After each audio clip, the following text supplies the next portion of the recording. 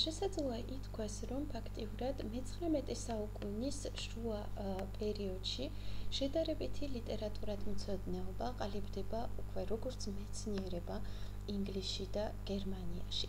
1858 წელს მეთიუ არნოლდი გადათარგმნის ფრანგულ ტერმინს შედარებითი ლიტერატურათმცოდნეობა და მას იყენებს ის დამღუპველი იზოლაციისადმი ბრძოლის წინააღმდეგ, ანუ აი ამ დამღუპველი ფაქტიურად იზოლაციისადმი ბრძოლის თვალსაზრისით. მისი შთამომავლები, ანუ მისი მიმდევრები, რომელთა შორის შეგვიძლია დავასახელოთ მორლეი, სენდსბერი, გოსი, ლი, მიეკუთვნებიან გამორჩეული კრიტიკოსების და ისტორიკოსების რიცხვს, რომლებიც ამ პერიოდში მოღვაწეობენ. აღსანიშნავია აგრეთვე ჰენრი ჰალამის Introduction to the ნახავთ თქვენ ეკრანებზე, არ მქონია სლაიდი. კი, აი ხედავთ თქვენ ეკრანებზე. Halamis Introduction to the literature of Europe in the 15th, 16th and 17th centuries. ანუ შესავალი ლიტერატურაში ევროპაში მე-15, მე-16 და მე-17 საუკუნეების ევროპულ ლიტერატურაში, რომელიც გამოქვეყნდა 1837 წელს. ყველაზე მეტად ნიშანდობლივი ნაშრომი ეკუთვნის ფოსნეტს, რომელიც აუკლანდის უნივერსიტეტის პროფესორია და რომელიც 1886 წელს ლონდონში გამოსცემს Comparative Literature, ანუ შედარებითი ლიტერატურა, რაც წარმოადგენს ისტორიულ ესეს მთელი მსოფლიოს ლიტერატურის განვითარების და წარმომავლობის შესახებ, ანუ ფაქტიურად ძალიან ისეთი ამბიციური მიზანი აქვს დასახული ამ ნაშრომს და რომელიც ეყრდნობა ანალოგიურ, ანუ კომპარატიულ მეთოდოლოგიას, რათა გამოავლინოს ლიტერატურული ჟანრების გენეალოგიური კანონზომიერებები, რომლებიც თავის მხრივ განისაზღვრება სოციალური სტრუქტურებით. ამაზე ჩვენ გვექნება საუბარი მორის ფრანსის იგნის ნაშრომზე, რომელიც 1906 წელს გამოვიდა. ძალიან საინტერესო წამწყარება აქვს ამ ნაშრომს, ამაზე ჩვენ გვექნება საუბარი უკვე სემინარების დროს. საინტერესოა, რომ მიუხედავად ასე ვთქვათ, შესავლისა, სადაც პოსნეტი ამბობს, რომ ის ეფუძნება რომანულ ბერძნულ ცივილიზაციას, იგი ამავდროულად ნაშრომში შედარების ელემენტებს ეძიებს აგრეთვე შორს ევროპისგანაც, ანუ ის ეხება როგორც ჩინეთის, ინდოეთის ლიტერატურას და მას მსოფლიო ლიტერატურის სტატუსს მიაკუთვნებს, რაც ამ პერიოდისთვის საკმაოდ, ასე ვთქვათ, მნიშვნელოვანი და ნოვატორულ ნაბიჯს წარმოადგენს. მაშინ, როდესაც პოსნეტი გზას უხსნიდა ზოგადი ლიტერატურის ისტორიას, მორის კარიერა მიუნხენში კონფერენციებისა და ლექციების კურსს უწყნიდა პოეზიის ევოლუციას, ანუ კვლევებს, რომლებსაც იგი დაუბრუნდება უკვე 1884 წლებში და სადაც მას სურს, რომ შედარებითი ლიტერატურათმცოდნეობის ცივილიზაციის ზოგად ასე ვთქვათ ისტორიაში ინტეგრირება.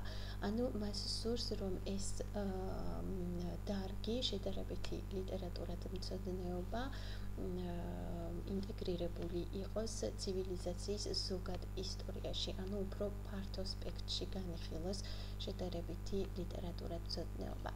იგი ოდნავ უსწრებდა წინ თეოდორ სეპსიპულის ნაშრომს და რომელიც 86-90 წლებში გამოვიდა და რომელიც ფაქტიურად შეიძლება ჩაითვალოს ფუნდამენტურ დასაყრდენ ნაშრომად კომპარატივისტიკაში. ეს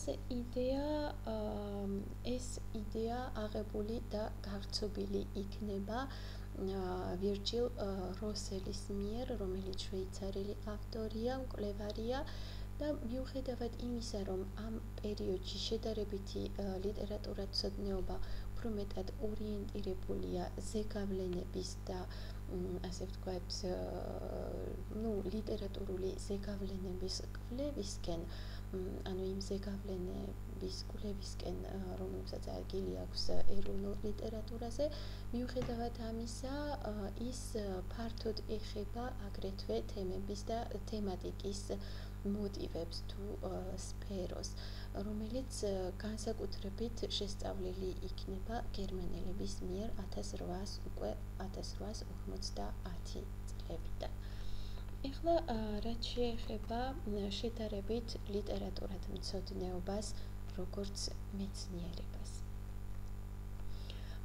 ეს ორიენტაციები გამოხატული არის მაქს კოხის მიერ 1886 წელს დაარსებულ ჟურნალში, რომლის სახელწოდებაც არის შედარებითი ლიტერატურის ისტორიის ჟურნალი და რომელიც პირველ მნიშვნელოვან ჟურნალს წარმოადგენს და რომელთან ერთადაც დაარსდება აგრეთვე კიდევ ერთი ჟურნალი, რომლის სახელწოდებაც არის კვლევები შედარებითი ლიტერატურის ისტორიაში.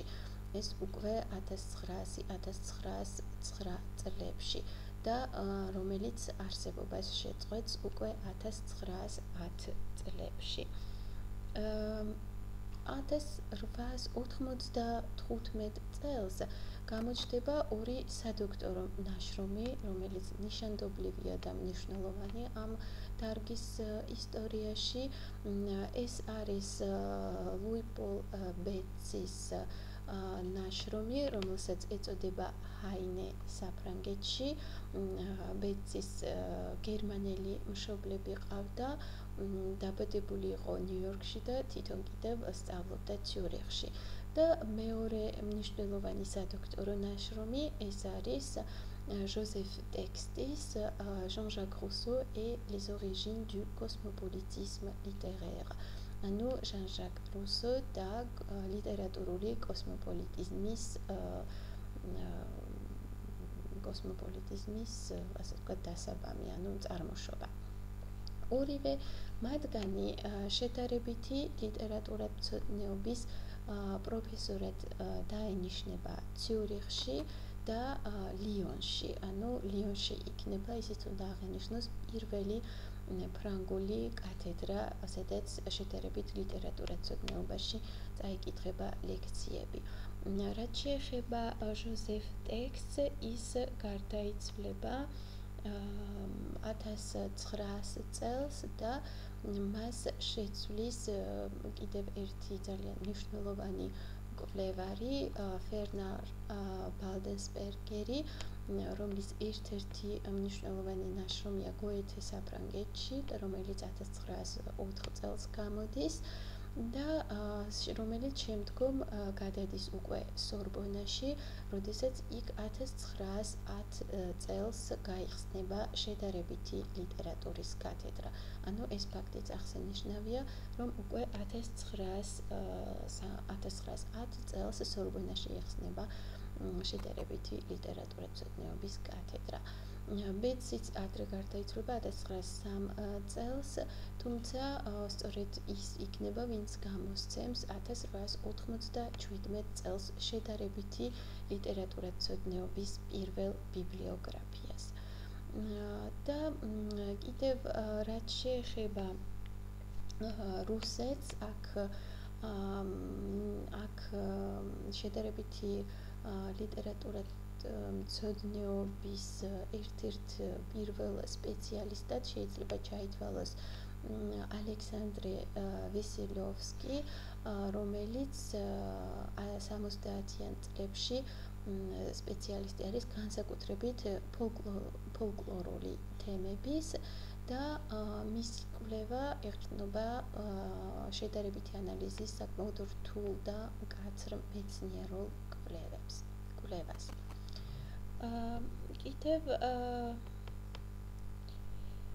მეოცე საუკუნის დასაწყისში შედარებითი ლიტერატურათმცოდნეობა უკვე ამერიკაშიც ცნობილი დარგია და comparative literature, ანუ შედარებითი ლიტერატურის კათედრები იხსნება კოლუმბიაში, ეს არის 1899 წელი, ანუ ვხედავთ, რომ მე-19 საუკუნის ფაქტურად ბოლო, მე-20 საუკუნის მიჯნაზე, ეს კიდევ იხსნება ჰარვარდში 1904 წელს და აგრეთვე დარტმაუთის კოლეჯში 1908 წელს.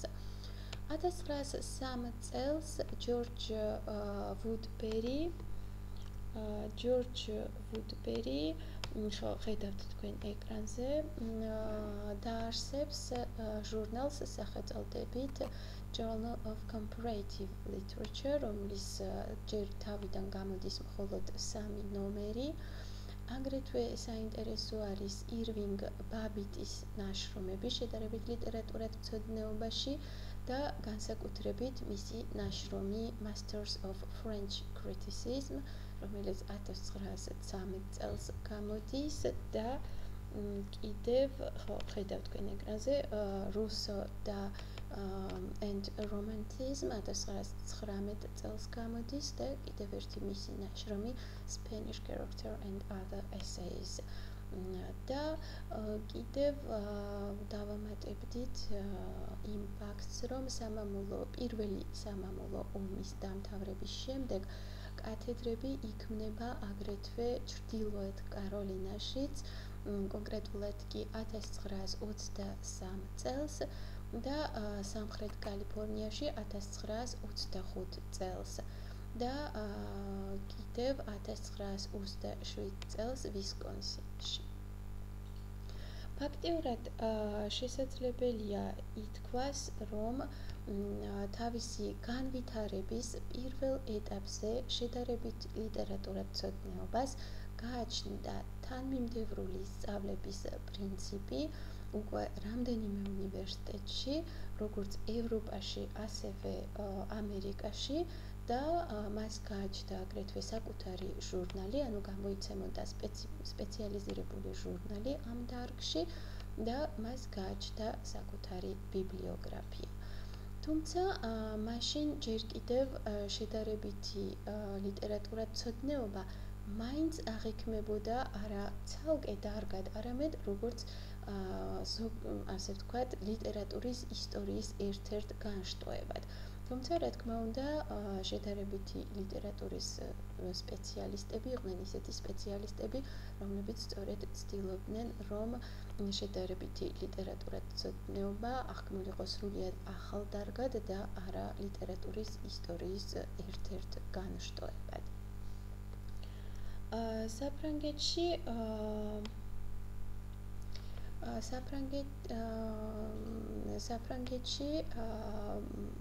მკვლევარი ბრუნეტიერი კითხულობს შედარებით ლიტერატურათმცოდნეობის ლექციას, კონკრეტულად École Normale Supérieure-ში, ეს არის 1890-1891 წლები. 1900 წლის უნივერსალური გამოფენის დროს გაიმართა შედარებითი ისტორიის საერთაშორისო კონგრესი, სადაც ბრუნეტიერი არჩეული იქნება ლიტერატურათა შედარებითი ისტორიის განყოფილების პრეზიდენტად. და კიდევ აღნიშნავდით იმ ფაქტს, რომ ბრუნეტიერს სურდა ფართო სპექტრში ჩატარებულიყო კვლევა, რომელიც გასცდებოდა ეროვნული ლიტერატურის ისტორიას და აქვე უნდა დავასახელოთ აგრეთვე კიდევ სხვა ავტორი, ეს არის ლანსონი, რომელიც აგრეთვე ინტერესდება სწორედ ამ პერიოდში ფრანგულ ლიტერატურაზე, ესპანური ლიტერატურის ზეგავლენით. და საინტერესო არის სწორედ ამავე პერიოდის კიდევ ერთი მკვლევარი, ჟან ფაბრი, რომელიც წარმოთქვავს შემდეგ სიტყვებს. შედარებითი ლიტერატურათმცოდნეობა დაგვირგვინების დისციპლინას წარმოადგენს.